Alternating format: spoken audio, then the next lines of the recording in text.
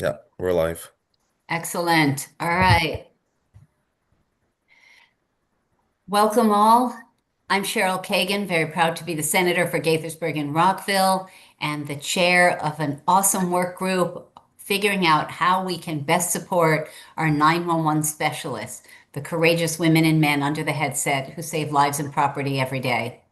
We have been working for many months based on legislation, thanks to Senator Mary Beth Carrozza from the Eastern Shore, on analyzing the various um, uh, categories and ways that we need to support these folks.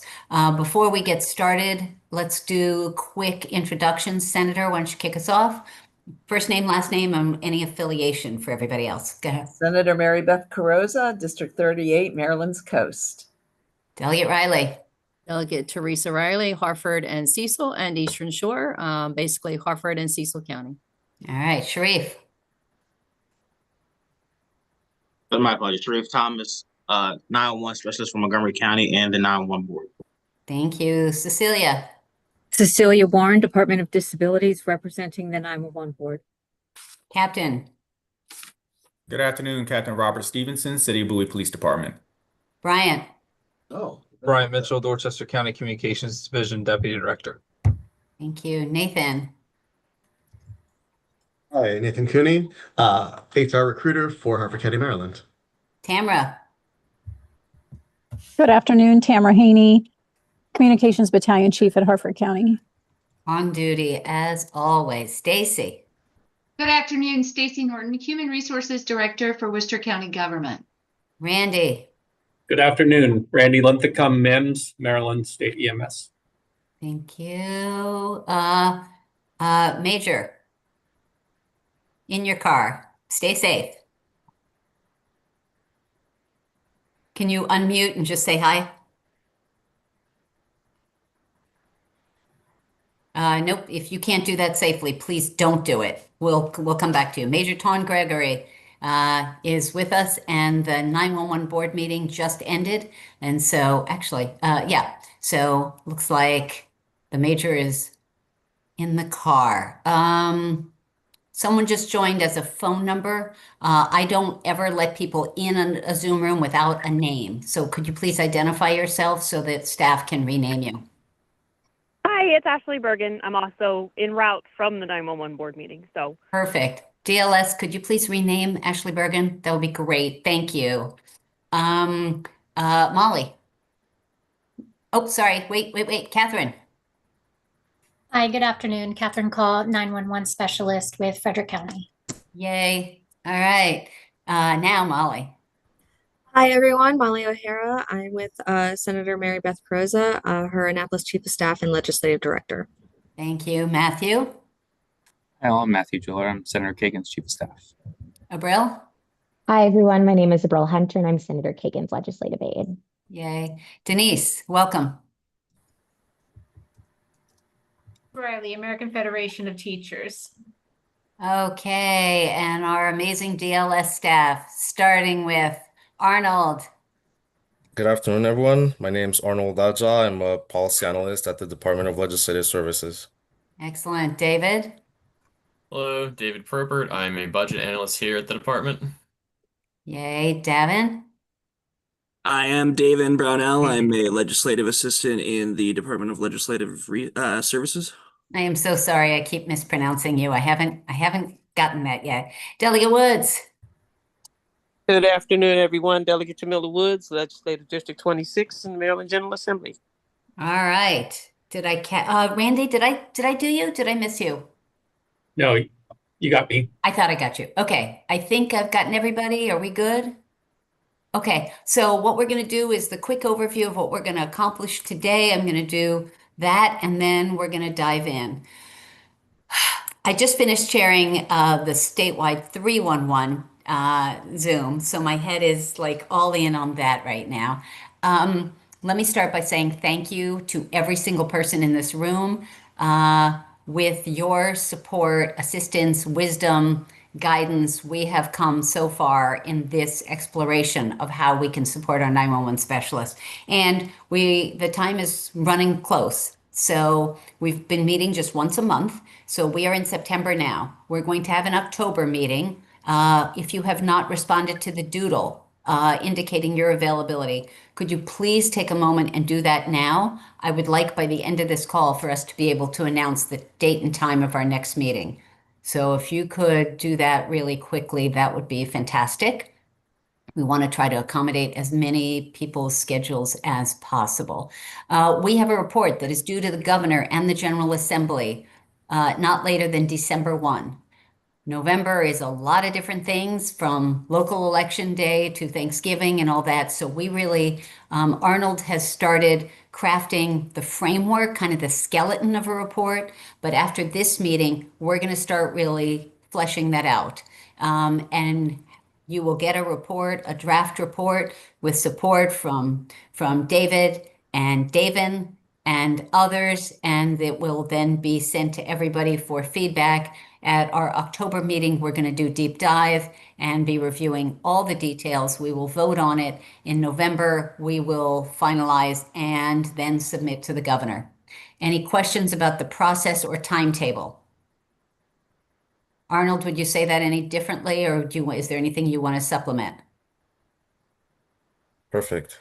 Okay, so what I always say is, to the degree that you can, please stay on camera and unmuted unless you have a crying baby or a yappy dog in the background. It makes it more of a conversation, and then people aren't speaking into muted, stuff. So, Arnold or someone, do you want to share the agenda in the screen and we can see what we're going to accomplish here?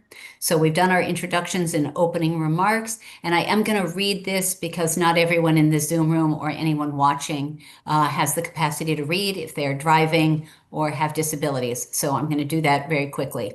So old business starts off with 911, Maryland 911 Board grant submissions and approval, update on the congressional delegation letter, and the sample of student training agreement and confidentiality agreement. So Arnold, I'm tossing it to you. Why don't you start with the board grant submissions? Because we had questions about that.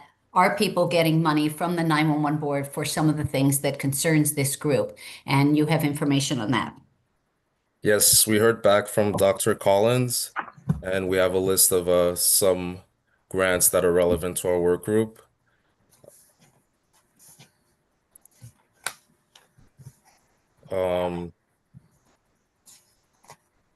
We can see that. Okay. So in June of 2022, the Maryland 911 Board approved a grant for Baltimore County for an employee wellness mobile application. In May 2023, Frederick County received a grant for an employee wellness application. In August of 2024, the board approved a grant for Anne Arundel County in the amount of $5,600 for APCO, Public Safety, Communication Staffing, and Employee Retention. APCO stands for the Association of Public Safety Communication Officials. And we talked with the communications director at Anne Arundel County, and this was for specialists to attend a class that APCO offers to help with recruitment and retention. The board approved a grant in the amount of just over $3,100 in January of 2025 for Charles County for the development of a communications quiet room. Also, in her presentation in August, Lieutenant Romanoff referred to a grant that was recently approved by the Board for Mental Health Services. And we received confirmation from Dr. Collins that this grant was for Worcester County for Behind the Line INC. And the cost was $40,000, consisting of $200 per hour for up to 200 hours of service. I know Miss Stacy Norton talked about this in subcommittee meetings, that it was well received, and I don't want to put her on the spot, but I was don't know if she was willing to share her county's experience with this service. Sure, I'd be happy to. So Behind the Line is a third-party vendor that we have utilized this vendor for wellness checks for our sheriff's office. Every deputy is required to have a one-on-one counseling appointment with a licensed provider from Behind the Line every quarter. And a lot of good has come out of that. We wanted to leverage that best practice and utilize that for our 911 specialists. So very grateful to get the funding to be able to start that program for these important employees as well. Okay. But this third party specializes just in public safety. Thank you, Stacy. So these examples that Arnold just shared is in addition to some PSAPs, some 911 centers, some counties have either hired their own in-house person, as Montgomery County has, and we heard from that person. Arnold will want to include that in the report, as well as some of the regional, making someone available through multi-counties in smaller jurisdictions for shared access to mental health space. But this job is insanely challenging. And so we need to support our 911 specialists with solid mental health support, with solid mental health care. Go ahead. I would like to add as well. I Yes. think in our subcommittee meetings, we talked about creative recruitment approaches, advertising, such as the display of, billboards. Baltimore County was considering submitting a grant for a billboard, but ended up buying their own billboard. And this billboard here that you can see, it was displayed, it was put up in April. And it was displayed, one billboard was displayed at 3 different locations. So it moved around. It went April, May, and June. The county does not have data on the number of applications that it, yielded. But the director, the chief did indicate that one of the recent new hires said that she saw the billboard and decided to apply Love because of that. this. I'm going to read it for those who can't see it right now. It says it's a beautiful billboard. It's very large. Now hiring emergency communications technician 1, starting salary $52,481, sign-on bonus up to $5,000, competitive benefits, retirement plan. And then it has the URL at the bottom, www.baltimorecountymd.gov/911jobs. And it's got a really cool graphic of the Maryland flag with a headset on. Delegate Woods. So I've also seen on 301 a advertisement sign for Prince George's County, a 911 hiring. Nice. If you or DLS are able to find that, I think we ought to amplify that and brag about that because that's our friend Char Flaherty doing creative work. I'll get that for you. That'd be amazing. Thank you. Okay, moving on, Arnold. Oh, Senator Croza. Thank you, Madam Chair. I just appreciated Stacy's update on the Worcester County Behind the Line, and just so happened I was wearing my Behind the Line bracelet today, and just also wanted to let everybody know that Behind the Line is sponsoring a family conference in Ocean City on November 15th, Saturday, November 15th. And I just think, there's the work that we're doing with our work group and the recognition to give these groups recognition that acknowledging the stresses and the pressures that our public safety officials and 911 specialists are under. So when I saw that Stacy gave that report on Behind the Line, I had to also share that information with you all. Excellent. Thank you. And just so we don't forget, Senator Croza and I are going to be in October celebrating our 911 specialists together in Ocean City. And we are going to be visiting that PSAP together as we have visited another PSAP together. So thank you. Arnold, back to you. And David, thank you for eating lunch. I feel less badly about trying to eat mine. Thank you. Arnold. So we can move on to the next section. It's an update on the congressional delegation letter. So While you're getting ready to bring that up, why don't I explain what that is? We are writing to the proposal if we vote on it. And actually, Arnold, if it's okay, In Maryland, 911 specialists are reclassified as professionals, as first responders, because we always call them the first responders. But at the federal level, they are seen as clerical workers, like answering the phone at Macy's, which is ridiculous. So the Senate, Matthew, you'll fact check me if I get this wrong. You'll give me the date. By consensus, unanimously already approved. What was the date, Matthew? September 10th. September 10th. September 10th has already approved the reclassification of our 911 specialists. That's the U.S. Senate. I'm proposing that we send a letter to the U.S. House in our delegation, our 8 members of Congress. And frankly, Senator Croza, I'm going to be looking for Congressman Harris to help lead the way as part of the majority party to make sure that the U.S. House of Representatives votes on this and gives the 911 specialists the recognition, the classification that they deserve.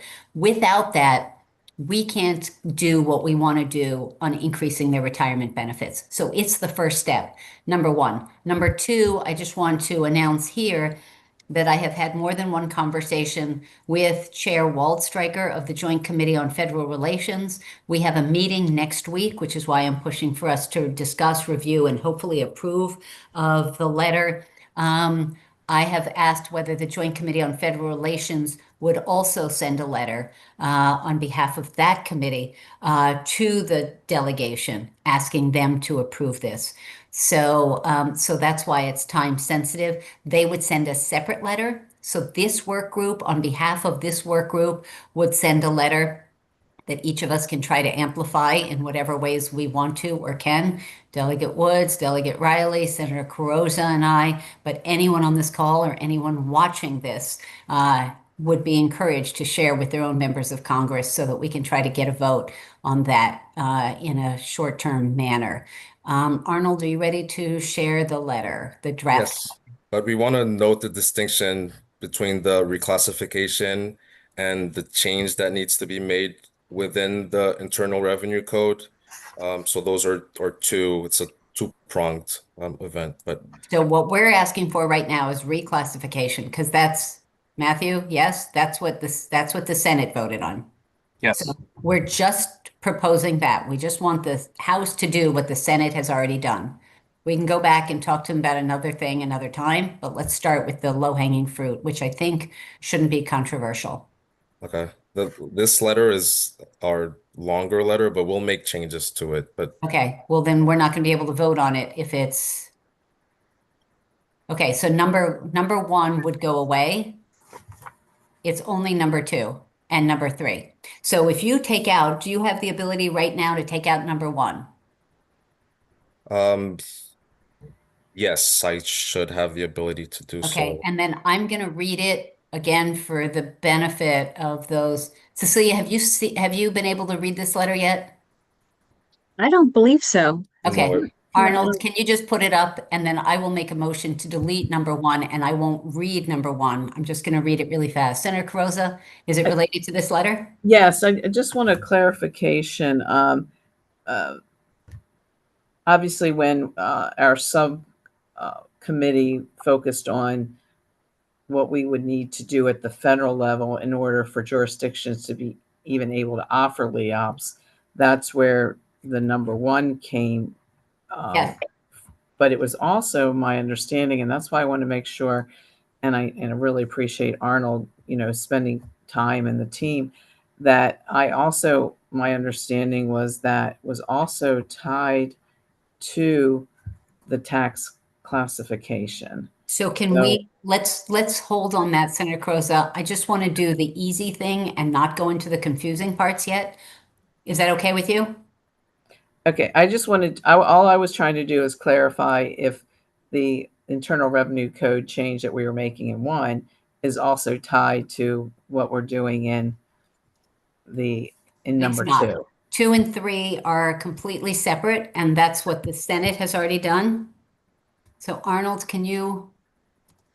Yes. Okay. All right.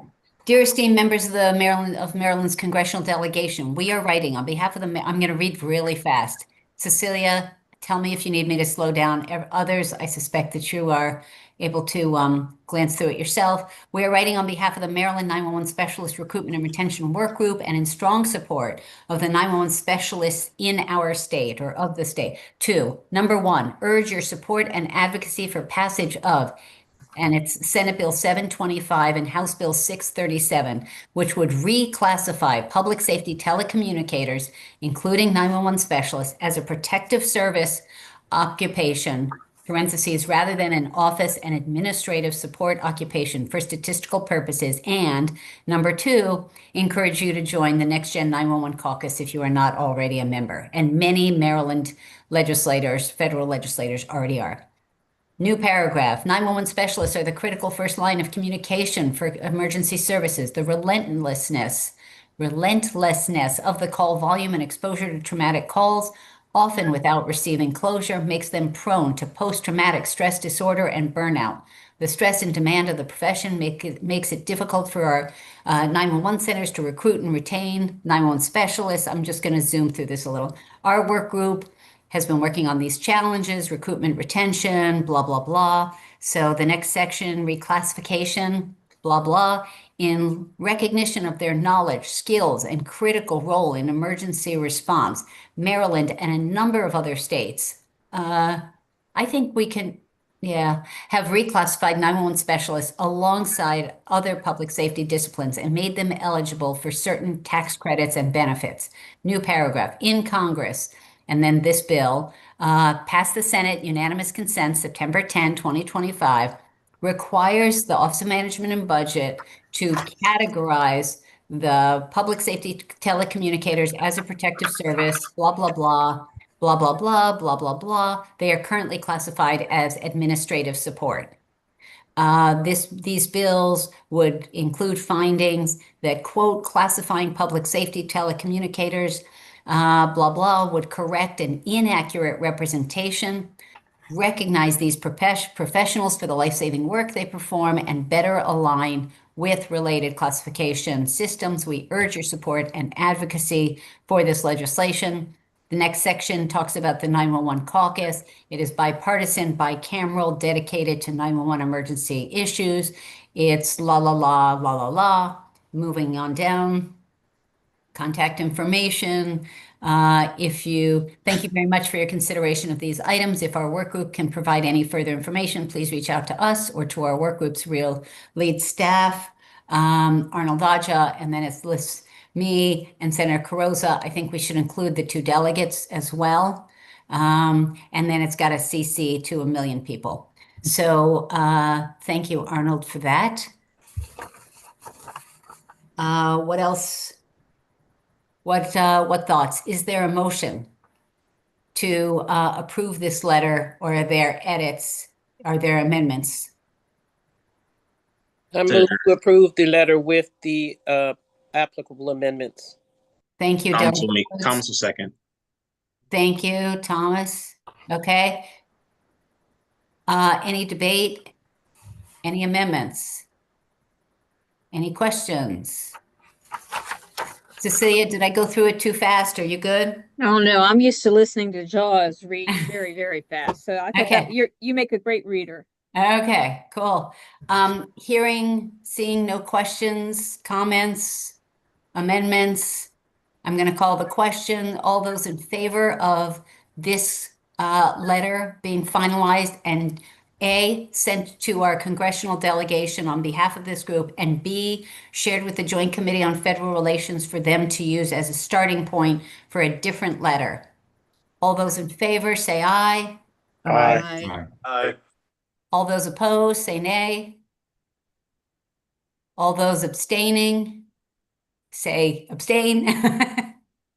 Okay, I hear and see a unanimous vote on that. Arnold, we can finalize that, put it on letterhead, and do those 2 things with it. Thank you all. Next, please. And that letter, Arnold, as finalized, should go obviously into the final report as something that this work group has accomplished. And hopefully we will, persuade Congress member Andy Harris and others to move it forward. Back to the agenda, please. Okay, sample of student training agreement and confidentiality agreement. Oh, sorry, Senator Croza, please. Thank you, Madam Chair, and I really appreciate the work that's been done on the letter. It is a complex issue, and we do, as we work through it, we know it has to be resolved at the federal level. We came the same challenges when we tried to go forward with the law enforcement retirement system for our 911 specialists. So just at some point, we can follow up after the meeting on when we can move forward with that request at the federal level as well. I think that's an important point. So let's talk about that for a second. This letter is done. This is the easy one. The question is whether we should be working on a second letter, a second advocacy effort. Denise, I think I'm going to call on you. What do you think? And I'm not trying to put you on the spot. You have expertise on this. Do you have thoughts about asking Congress to modify IRS regs related to 911 specialists?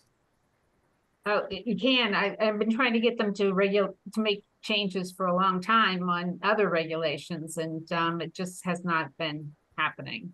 I actually thought I would have go through this administration and say that we want to change some regulations, but I have not heard back. Other thoughts? Does anyone have a suggested avenue, strategy, tactics, messaging, timetable? I believe for this issue, not sure if it's correctional officers or if, I think they were recently added in the past few years, so it's not impossible. I love that. Not impossible is such a good, optimistic thing. That's Senator Croza. I think I'd like to propose we talk through the timing. I believe I have an obligation after the past couple years, knowing that this has been at least wanting it to be an option for local jurisdictions, and that the only way we can offer this option is to make this change at the federal level. And since we do have a congressional 911 caucus, it seems to me they should have an obligation to take up this issue. So I would advocate that, we go forward as we just did with our one letter and actively work that, but at the same time shouldn't preclude us from moving forward with another priority 911 specialist issue. May I make a suggestion? Sure. What do you think of a motion that would say that Arnold, in addition to everything else he's already doing, and David, could draft a simple letter to the 911, the Next Gen 911 Congressional Caucus, saying we want you to think about this. Is this on your priority list? We encourage this. We could CC the 10 members of Maryland's delegation, but not think we're sending it to 535 members of Congress. I think that would be great. And I know that I think we could also do follow-up to that with that caucus. Yes. I'd like to think I know how these caucuses go. The chair and I both have spent time on Capitol Hill. Some members just sign up and join any caucus, but then you have a dedicated few that are very committed to the caucuses that they join. Yes. And if we can identify that the leadership and the active 911 congressional caucus members, we work them. Yes. So just for those who may not be familiar with the Next Gen 911 Congressional Caucus, when I say it's bipartisan, bicameral, that means the Senate and the House each have two members, two leaders, one Republican, one Democrat in the Senate, and one Republican, one Democrat in the House. So we at least have 4 offices, Senator Croza, that should be listening and eager to hear. So Arnold, is that an okay thing? Or David or Davin? A brief letter saying we really, really, really hope you're going to think about this and work on it? Yes, we will work on it and share it with you. Okay. So, Tamara. I just wanted to ask, have either of these representatives been invited into a 911 center to see what we do for real? Either, sorry, which either?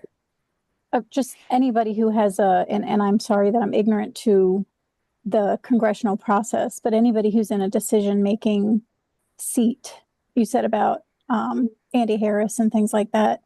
Do you know, maybe to give them a little more baseline of where we're coming from? Because people can read words all day long, but to sit with somebody for 10 minutes and say, tell me a little bit about what you do, tell me a little bit about, where you see struggles in your industry and things like that. Maybe invite them in.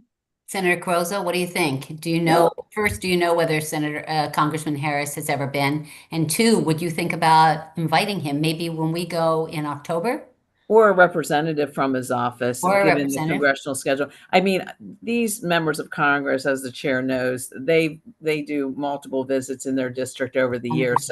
So it wouldn't surprise me, but I think right now we want their focus on this now. Yes. And so I think taking advantage of, I know at least in my district, we have the October 15th visit that the chair and I are doing that we can invite. If I'm thinking congressional schedule, most likely we could have a representative from his office as well as the two senators, if it's, to pull them in. And then we have this other upcoming November 15th in my district. But I think to be strategic about it, I would look at, we have now this letter, our first letter that's going out now, this follow-up to the caucus. I think we can be very strategic and kind of break down. We want to actively work for passage of, the SB 725 and HR 637. I think we kind of cherry pick some of our Maryland congressional members for that, Madam Chair, and then maybe have the between us and then maybe some other delegates and senators also weigh in to kind of pull them in. So excellent idea. Nothing beats actually going on site, but I just think just knowing congressional schedules and what we're trying to do right now, we just be really strategic and kind of do a short list and see who we can go after. Yep. Okay, so I'd like to move on because we have a bunch of stuff. So what I hear is multi-pronged. We've already done letter number 1. So what I'm hearing is a motion that we draft a letter number 2. It would not go out without this group seeing it. It would be addressed to the 4 co-chairs of the Next Gen 911 Congressional Caucus. It would be a CC to the 10 Maryland federal representatives, and it would encourage them to change IRS regs so as to authorize and allow our 24 counties to consider modifying retirement benefits for our 911 specialists. Am I capturing that, Senator Carozza? Yes. Okay, and I think related, unrelated, we really want to encourage folks to visit a PSAP, and I think that doesn't have to be a part of the motion, but I think we just ought to put that in the minutes, maybe, Arnold, that especially Senator Carozza, we really want to see whether Andy Harris, Congressman Harris, would join us on the Eastern Shore, either when there's the day or some other time. So is there a motion for that, for the second letter? That would not go without your permission? I would like to make the motion for the second letter. All right, Senator Carozza, is there a second for that motion? Sharif will second. Thank you. All right, Sharif Thomas seconds the motion. Are there questions, amendments, concerns, clarifications? Seeing none, all those in favor of the second letter being drafted for your consideration, say aye. Aye. Aye. All those opposed? All those abstaining? Okay, so I heard nothing other than ayes. So once again, it is unanimous. I will say for the 12th time, it will not go out without your seeing it. So you will have one more bite at the apple. And thank you in advance to Arnold, David, and Davin for drafting it for our consideration. Are we good with that? Moving on? So, Arnold, back to the agenda if we would. Okay. Overview of the 311 work group, implementation of an expanded 311 non-emergency system. So thank you, Arnold, for that. I'm going to do a couple, no, I'm going to say a couple, but I'm probably going to, this is important, and this is, whoops.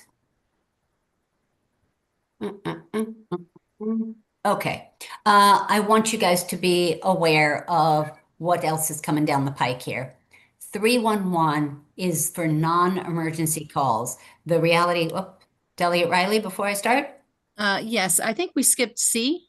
I Oh. printed that out, the sample of the student training. Oh, agreement. sorry. Thank you. Do you mind if we, since I've already, do you mind if I? Yep. Okay, let's definitely do that. I apologize. Thanks for catching it. Okay, so there was an article in the Baltimore Sun about a year or so ago that said that 80% of the calls into Baltimore City's 911 center were not for emergencies. So when people are having the worst day of their lives and their house is literally on fire, when their baby isn't breathing, when a bad guy just robbed them, they need to be able to pick up the phone, dial 911, and have a talented, trained person to send police, fire, or paramedics and not be put on hold and not have delays. And when our 911 centers are understaffed and overworked, and they are getting calls about the pothole or the tree down or the noisy party next door or whatever, it's because people don't know whom else to call. And 911 is the 3-digit number that was drilled into their head from the time they were this years old. And so 311 is already available in 6 counties. Montgomery, Prince George's, Baltimore City, Baltimore County, Anne Arundel County, and St. Mary's has a version of it. We are proposing and have been working for several years to expand Maryland to become the very first state in the country to have a statewide 311. Here's the cool thing, and we've been making incremental progress. Senator, delegates, we are now proposing to do it with artificial intelligence. It is shockingly affordable, and it will provide excellent customer service. So if it's where do I get a flu shot? What time does the library close? Where can I early vote? I have a pothole in front of my house. We don't need a trained, benefited person sitting under a headset in front of a computer to answer those questions. We can now have a bot do it. There are major cities around the country that have been kind enough to do demonstrations for our work group, our 311 work group, and it is extraordinary. It's multilingual, it's crazy affordable, and it's fast. So, we just finished our latest monthly meeting, and what we're proposing is a multi-step implementation process. We would start with 2 counties that already have 311, 2 counties that don't have 311, and then stand up an AI chatbot that would be statewide. So wherever you are in Maryland, at home, at work, or on vacation, you would be able to call 311 and get the answer to basic government information. It will reduce the cost to our counties, who won't have to have as many people answering the phones to answer like basic questions. It will also be nobody left behind. To quote the governor, no one left behind. We're moving the whole state forward in this. After, and Delia, just give me one more minute. And after we would do a pilot program, evaluate it, see the implementation, create a marketing campaign, learn from all the other cities that have already been doing this for years. We don't have to recreate the wheel. There are vendors that have been doing this forever. The question is, how do we amp it up to go statewide? And there are 10 jurisdictions that have some version, but 6 that have it more robustly available now. Marketing is a key component, but we talked about tech, marketing, and governance oversight. I'm just going to tell you a few more things, and then I'm happy to take questions because I'm deep into this in my head. I've been working on it for so many years. One of the things we struggled with is where it should be housed. Do It said, we're already overloaded. Please don't send it to us, the Department of Information Technology. MDEM, the Maryland Department of Emergency Management. It wasn't quite the right fit for there. It's going to be, we are proposing to put it in with 211. So 211 and 311, the CEO, the new CEO, is very energized and really sophisticated about this. So he's excited about it. I have already talked to the governor, the chief legislative officer, the chair of the Senate Budget and Taxation Committee, and others. It's very exciting. And so far, there is no pushback. Everybody just thinks this is a great way of helping our 911 centers, providing great customer service, using artificial intelligence and technology at a very affordable way. So I'm going to pause. Delegate Riley, was your question related to that or something else? That was Delegate Woods. Sorry, Delegate Woods, sorry. No problem. Yeah, you mentioned that you could call from anywhere, and I'm just wondering, like, I'm assuming there has to be an alternative number. So, so let's see. 311. So there's some tech issues that I'm not going to be able to answer quite. So I live in Rockville, but let's say I'm vacationing at the invitation of Senator Carrozza. I'm vacationing in Ocean City, but I have a question. Okay. So you meant anywhere, you could be vacationing anywhere in Maryland. That's what Yeah. Okay. But all right. Yeah. Yep. I know DC has a 311 number. Yes, they do. And then, but you have to, because I'm in Maryland, I have to dial a separate number. Yep. And that would be, so what most cities have are different ways of accessing 311. There would be a website, there's an app, there's on social media. There are a lot of different ways. So it's not just the phone call. And sometimes if I'm calling, let's say about a pothole, it will just either transfer me or send me the link, and I push it on my phone and suddenly I'm reporting the pothole, but I don't need to talk to a person to do that. Denise. Yes, well, obviously with the unions that represent the 311s that are already on the job, they will be concerned about losing those positions. That's a really good question, and we are the devil's in the details on that, but we're not laying anyone off. So if for the 6 jurisdictions that already have live people doing it, we're not going to take their jobs away or close those centers. This is amplifying. There is no 311 center that's open 24/7, 365. So this robot is available at 3 in the morning when I just came home from my second job and I want to report a tree down. So I can call, it can get handled, someone deals with it in the morning. Okay, the other thing is, I know a lot of legislation that's coming down now is requiring that when AI is used, that people still have the option of talking to a person. So that's going to be a TBD because obviously there's a different cost factor for that. And so so this is one of those perfect is the enemy of the good. Right now, most parts of Maryland, most counties have no 311. We're talking about creating something that would lighten the load on our counties, provide great service, help our 911 centers, and do it in an affordable way. So it's a very small percentage of complaints or of issues that actually need to be amplified and go to a person, and they will be directed to the right person and the right agency, right department. So they're not looking around for it. Okay, thank you. Yep. Okay. I don't want to go way down a rabbit hole, but I do, because of the impact on our 911 specialists, because of the importance and the burden of non-emergency calls that clog the phone lines. I do want to encourage that this work group amplify and endorse the work of the 311 Commission, which has, again, no opposition. And MACO was just on the call, the Maryland Association of Counties, 911 folks are on it, MDEM was on there, Matthew Abril helped me, all the people who were on there and engaged, and everybody's kind of a thumbs up. Do It, MDEM, we've got people from various 911 centers, various different vendors. Yeah. Okay. So with that, I am proposing that be something that we include in this report. as a concept, and I'm not asking you to sign a blank, sign a blank check here. You haven't seen it. It's what I have just described to you.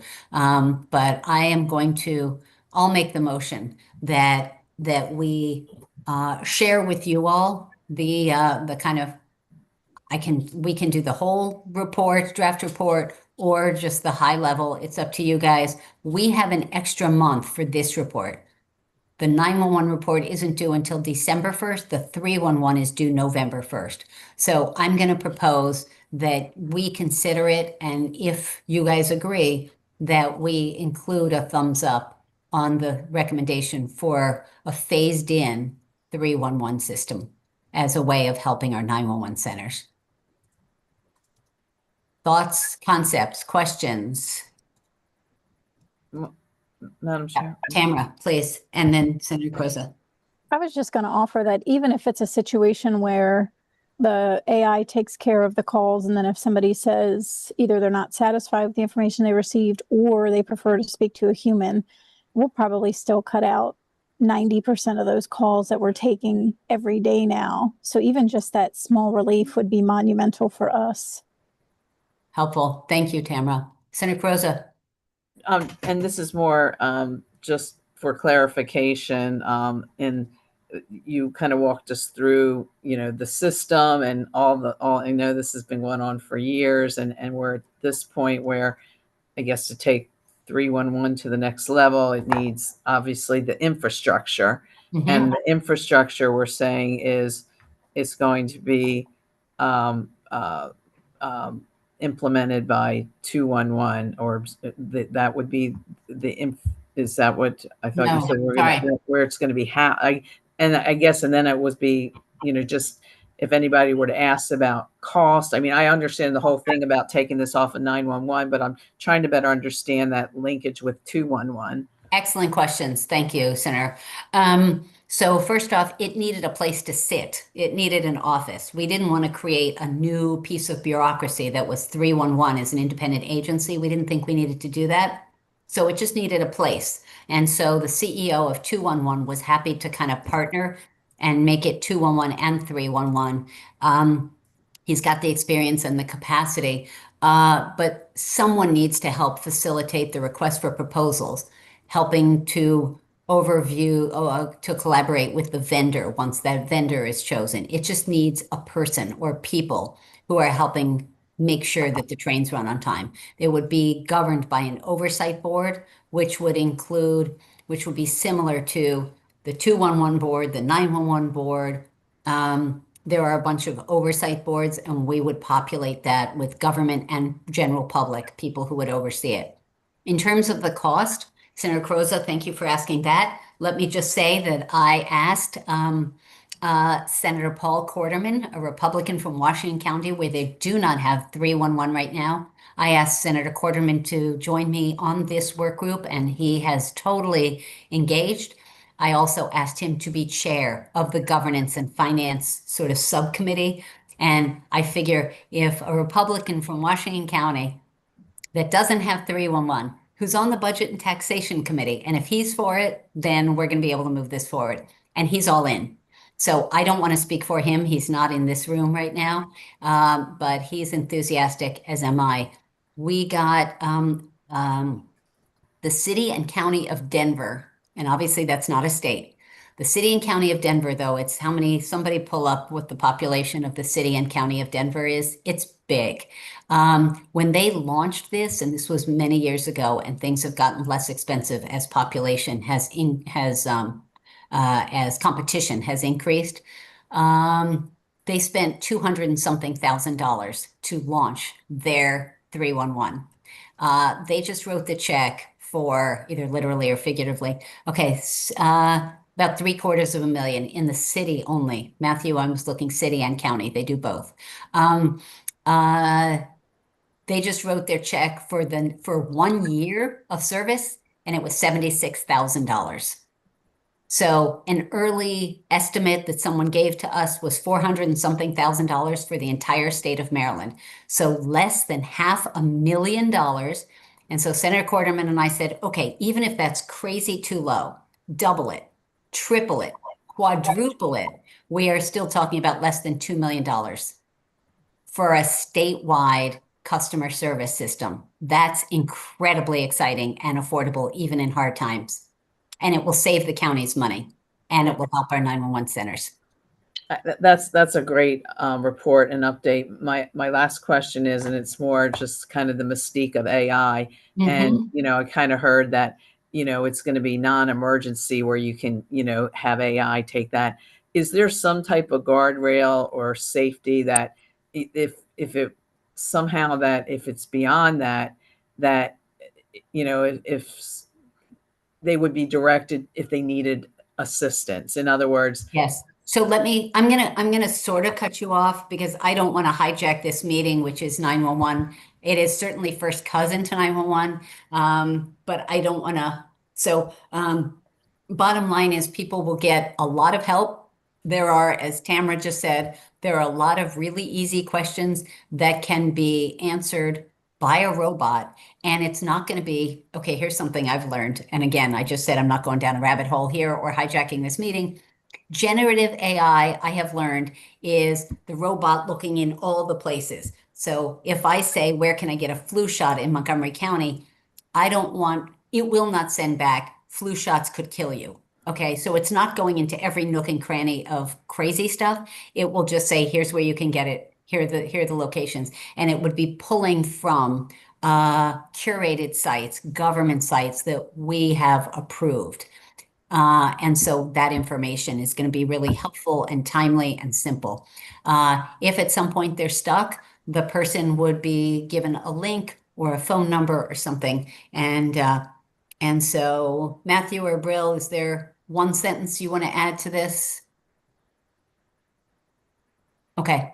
So Senator Croza, I'm not asking for all no, that. I think it was more those of us who haven't been living it. It's a new concept, and Yes.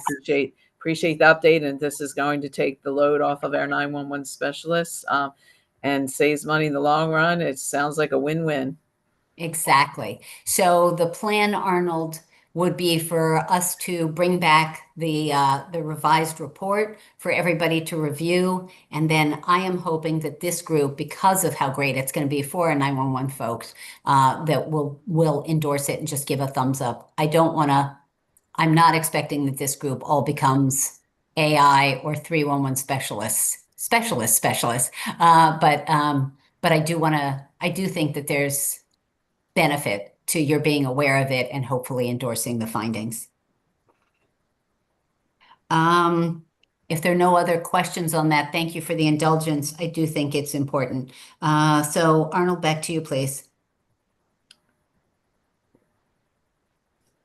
Thank you. I think we're going to circle back to the sample of the student training agreement. Wait, thank you. When we're talking about enhancing recruitment, the work group and subcommittees talked extensively about collaborating with public schools. And I know Baltimore City is piloting a program at 2 schools, but we hosted April Heinze, who's the chief of 911 operations at the National Emergency Numbers Association, as a guest speaker. And then she talked about several counties who have established student programs. And she was kind enough to share one sample training program with us. And it basically shows the job activities, student responsibilities. So I'm just gonna job activities, student responsibilities, school responsibilities, and employer responsibilities. So that's something that eventually we can mirror or model. And in addition, she shared this county's confidentiality agreement. This county does not perform background investigation, but they require students to sign a confidentiality agreement. So that's another item for consideration. Okay. And the reason that we're doing that we flagged that, is because we think getting high school students and college students exposed to 911 from the earliest possible ages is they end up thinking about it as a career path. And there are a number of places that have successfully gotten high school students into their 911 centers, and community colleges and others that have also offered the class and given some exposure. Stacy, Nathan, who's got something that I'm trying to remember who it was that have tried it or wants to share. Or if you haven't tried it, if you've got thoughts about it. No, we haven't tried in Harford County with the including students in the Sorry, you said you 911. have or you haven't? Sorry. No, we have not. No. Okay. Is that something you would think about as a way of nurturing and helping to recruit? Because recruitment is one of our key aspects of this work group. I think it's definitely something that we could take into consideration. It would just be working out the details, but it's something that I have started looking into as far as what logistically it would require for us in this county to participate in that. Love that. Arnold, maybe you can forward those forms to Nathan so that he can take a look at it. Stacy. Good afternoon. So in Worcester County, we have our own document, the confidentiality release document, and we have done some student tours in the PSAP. So very well received. Our PSAP is set up that we do have windows, so we can have groups in the hallway that aren't disruptive, where they can still look in and see the activity and see all the monitors and the screens without hearing any of that confidentiality. So we've done tours just in the hallway as well. Love that. So all of this is going to be incorporated into our report because we do think that the next generation of 911 specialists is something we need to be thinking about. Anyone else have anything they want to add on this? If not, Arnold, back to you, back to the agenda.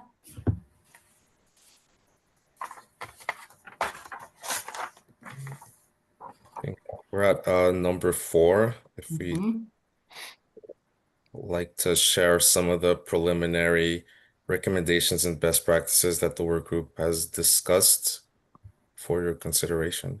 Great. So while he's pulling that up, some of the items in our report that will be submitted to the governor and the General Assembly not later than December 1. Some of them are going to be best practices based on our conversations, research and guest speakers and all that. Some will turn into legislation, but others are really, hey, counties, have you thought about this? Go ahead, Arnold, whenever you're ready.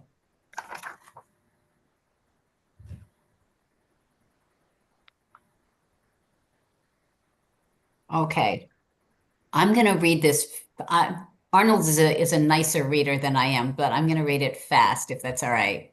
Or actually, Senator Croza, do you want to read fast? Delegate Riley, why don't we go back and forth? Let's just go ahead. I'm good. I can't, I don't read fast. Okay. Senator Croza, you want to go back and forth, you and me? Sure.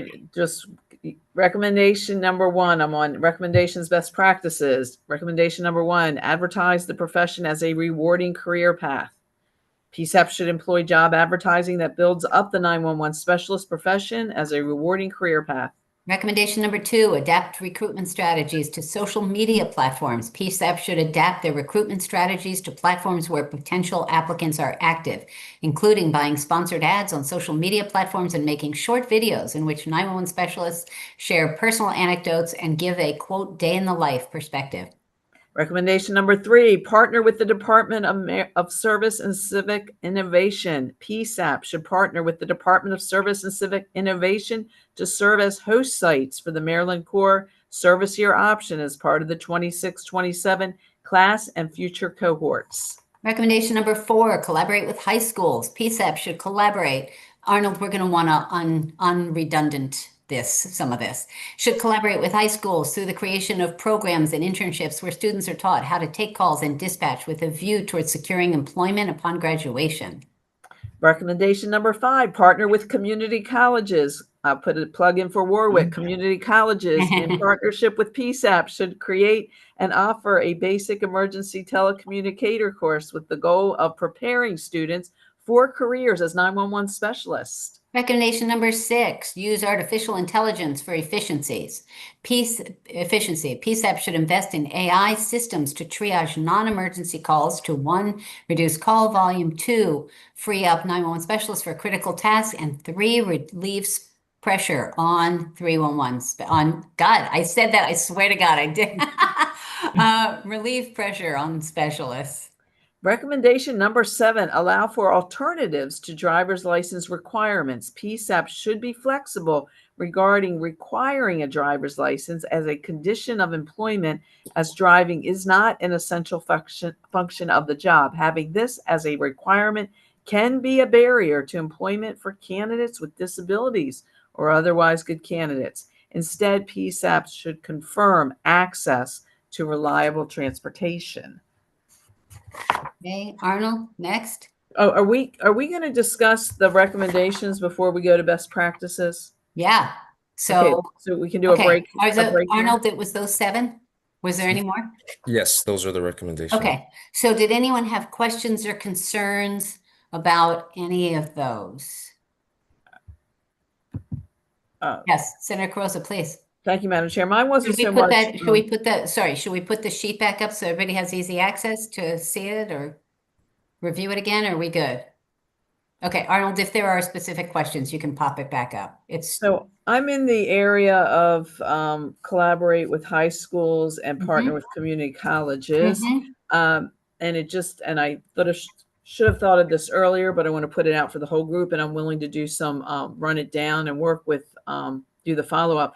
But I'm also a member of the Apprenticeship 2030 Commission, and we have a state goal of increasing our apprenticeships across the board. And obviously we are trying to use the apprenticeships to address the workforce shortage and also, give students those opportunities. So what I'd like to see if we can possibly build out is to see if we can have apprenticeships be part of our recommendations. I probably need to talk to my colleagues over at the Department of Labor and my colleagues on the Apprenticeship 2030 Commission, but I just see it as an opportunity.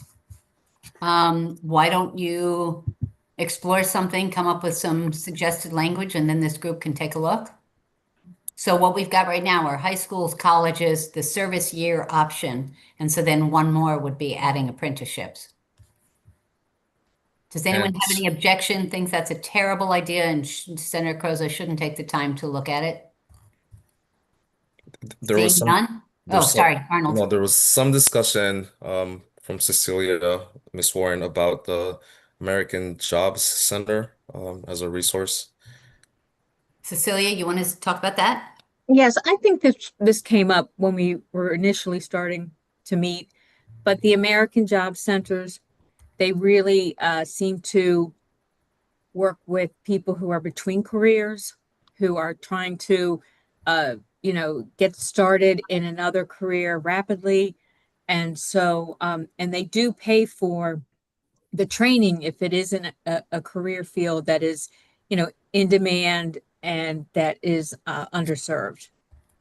I love that. And Cecilia, I would actually even propose thinking about how we can offer the concept to our federal employees who have lost their jobs.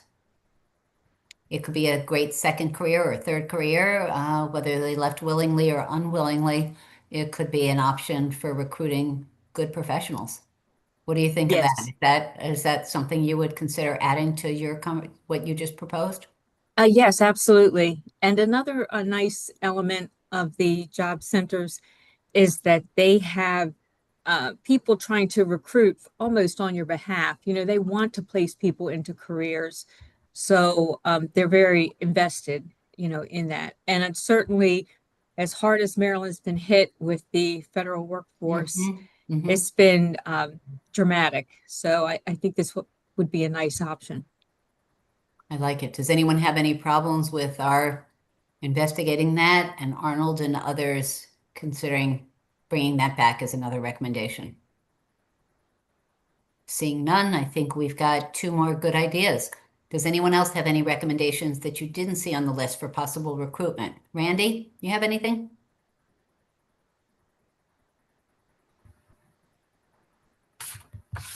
Nothing to add to that. Okay. Sharif, the 911 board website is supposed to be a vigorous, active place. I don't know if anyone can easily pull that up while I'm doing all the other things. Major Gregory, how current, how effectively updated is that? Because that can be another resource for us for hiring, right? Catherine, are you aware? I So, am not aware. I haven't looked at that website yet. Sharif? Senator, I'm not sure how often it is updated. I think the best question for that, I think the best person who can answer that question would be Dr. Collins. I agree. Yeah, I would agree. Okay. Arnold, maybe we can check on that. But I think putting that in the list of recommendations could include maybe all 24 counties having a link to the website, and frankly, all of the 911 board website having a link to each of the counties. Oh, you're looking to work in Harford County? Here's the click. Okay. Worcester County, here we go. Good one. Anything else? Senator, I apologize. I'm actually looking at the board website now. I mean, we just got out the meeting not too long ago, and it looks like the agenda and everything is up there. So it looks like they updated for the next meetings. So it does look like it stays fairly updated pretty quickly. Mm-hmm. The question is, though, for job vacancies. That's what we're talking about here. Oh, okay. I think I know we're currently hiring for the 911 board accountant, but I think that goes through the state website. I'm correct. So again, Sharif, we're looking for 911 specialists. That's what. Yes, I understand. So the question of what I'm saying, I'm sorry, the statement of what I'm saying is I think because I remember us bringing this up in the group. I don't know if they have a specific section for that, which would be great. I know a lot of times when they do the announcements, it's usually on another website. So I know the Facebook page is actually really great at posting that. Okay. So Arnold, let's look into all of that. What I'm particularly interested in is whether the 911 board website says Dorchester County is hiring 2 people and Harford County is hiring 5 people and Garrett County is hiring 1. Like that's what I want to see, whether that's kept up to date. We can briefly share the website and Let's not go down that rabbit hole. Let's move on. I'm looking at the time, if that's okay. I think let's do our homework off between meetings. Unless you're finding something great, in which case go share. well, they don't advertise the positions, but on the page you could see every, county. Then let's say you pull up Montgomery County, then there's a link to then access their different pages. So they do have links to each county, but not specific positions that are Okay. open. Okay. So can we help push that out? Can they push it out more? Do they do a good job of that? Okay, I'd like to move on from recruitment because we have a lot more to cover. Arnold, let's keep going, please. Moving on to best practices.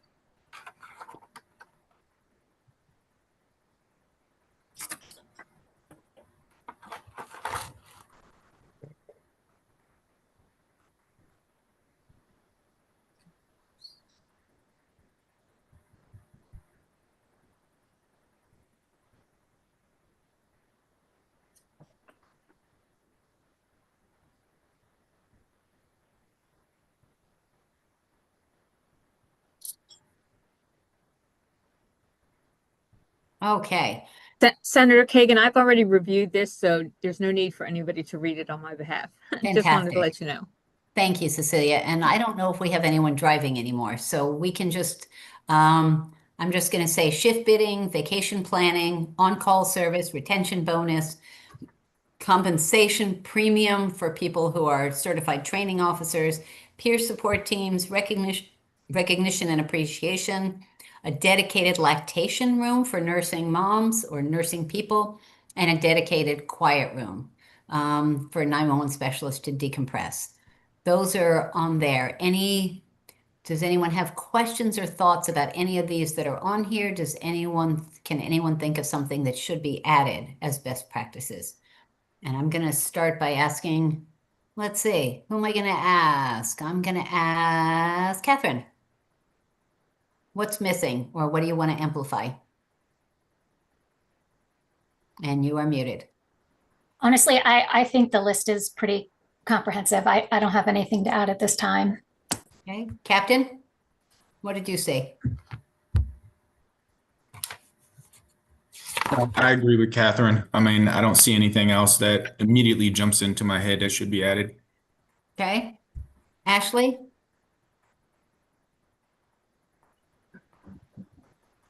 You're still driving, maybe. Nathan? I agree. I think the list is pretty comprehensive and a good jumping off point because we have a wide variety of things that we can recommend that would improve conditions in a lot of ways. Okay, Stacy? I support this list as well. Thank you. Okay, and Tamara? I'm in the same boat. I think it's a wonderful list. Okay, so Sharif, you're good? Yes, ma'am. I think the list looks great. Okay, all right, good work, Arnold. Next thing, and no one else has any questions, thoughts, additions, modifications, edits that need to be made? Okay, moving on.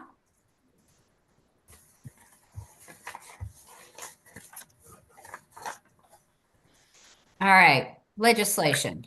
I'll do A and you do B. Senator Croza and Denise, does that work? Senator Croza, you good? What's that? I'll do A, you and Denise can do B. Okay. If you want. Okay. A is Senate Bill 1069, House Bill 190. It was from 2024, and it was on workers' compensation. So I can't remember if I just talked about this. Maybe I didn't. I talked about it to the 911 board. The question is, how high a bar before somebody is seen as having PTSD, post-traumatic stress disorder, as a result of their job. And at MAKO's convention, we had a surprising collaboration and open-mindedness to making it easier for a 911 specialist to get the benefits and the care that they deserve.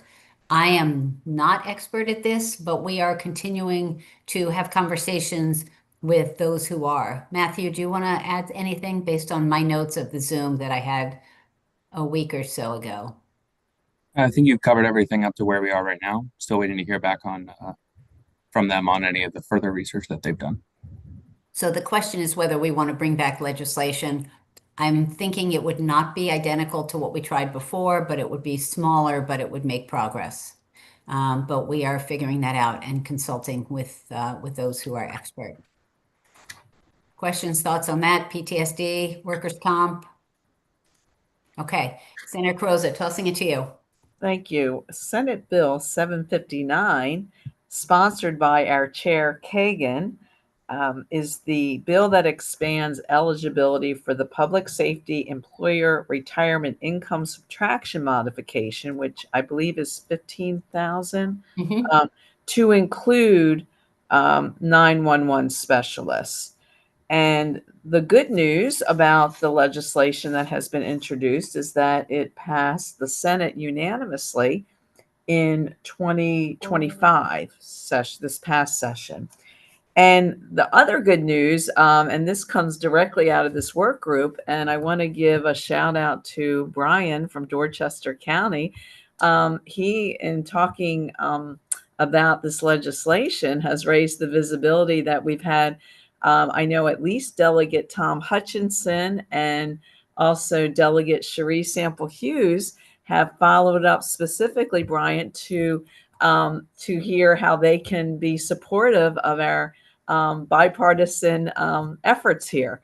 So I believe that this work group can help put this legislation in a strong position, and excited about supporting it, Chair Kagan.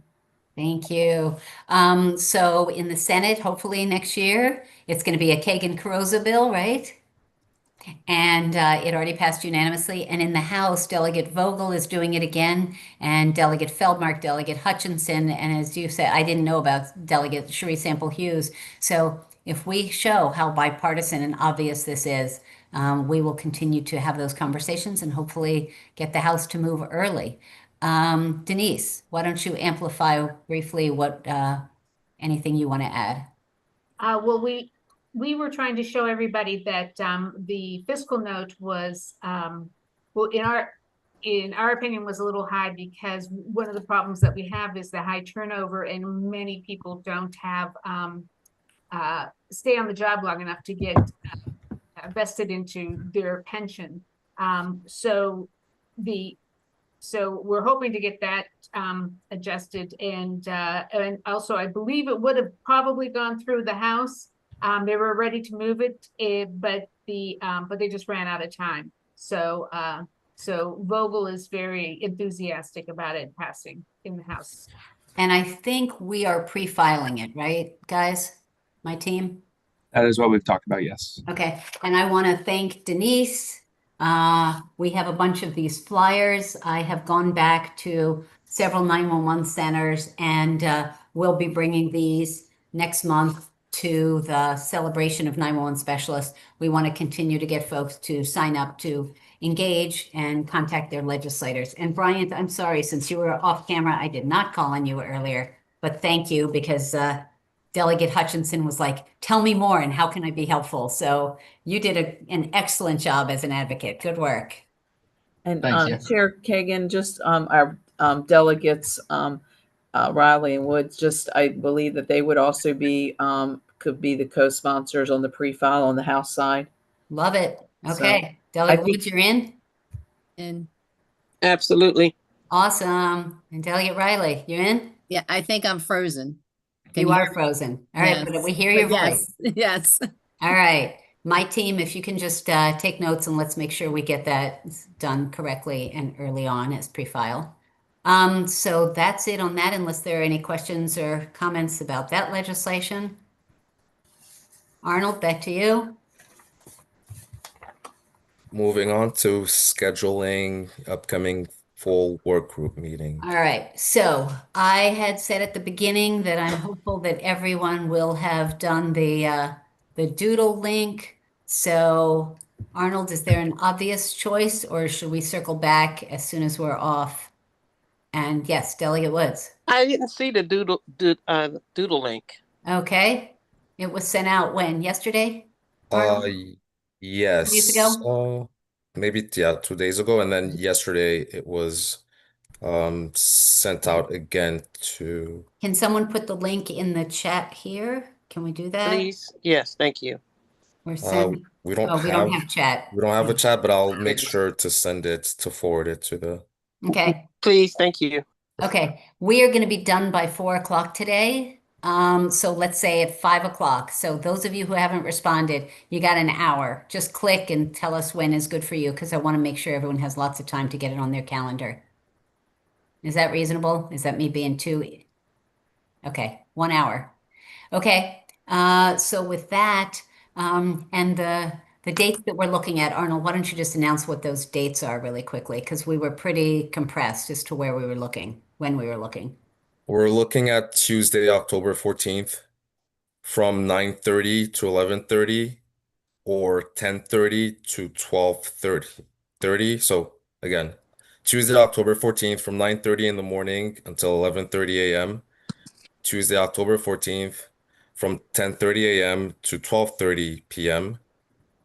Or or Friday the 17th, 9:30, 11:30, or 11 to 1. So those are yes, 4 options. And if you can just indicate which of those do or don't work for you, that would be great. And we will circle back by tomorrow, close of business. So if you respond today, Arnold will let you know what the final winning choice is so everybody can lock in. And at that meeting, we're going to be voting, finalizing, and then is that right, Arnold?